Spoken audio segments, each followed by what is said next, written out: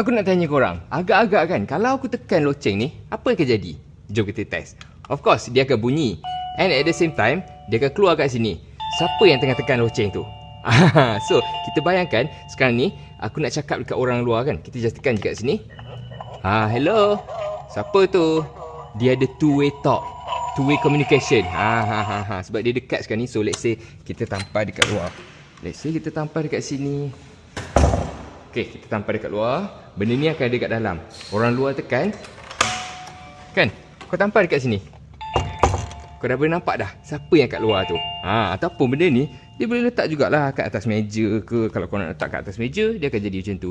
Okay, sekarang ni kalau kau tengok dah disconnect kan, jarak dia kat sana. Dia bukan sebab dia punya jarak dah terlampau jauh, bukan. Sebab tak ada orang tekan lagi. Sabar, biar aku pergi tekan dulu. Biar aku pergi tekan kat luar. Susah lah buat review seorang ni. Tekan kat sini. Okay, kau tengok kat sana. Dia akan keluar nanti.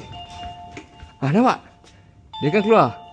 Lepas tu kan, kalau kau tengok dekat sini dia ada slot untuk masuk ke memory card tau. So maksudnya, siapa yang tekan, contoh aku tekan kan, aku tekan, bila dia on je screen ni, dia akan record. Dia akan record letak dekat memory card ni. So korang boleh tengok siapa yang masuk kan, pukul berapa, hari apa, semua ada kat sini. Termasuklah dengan audio ni sekali. Hello. Sekarang ni aku malas nak test sebab tak ada memory card. Ataupun dia punya bateri ni dah habis kan, kau boleh charge je guna USB-C kat sini. Sama juga dengan kamera ni, USB-C je guys. So kalau korang nak benda ni, aku dah sediakan beg kuning kat dalam video ni. Macam biasa, beli je kat situ.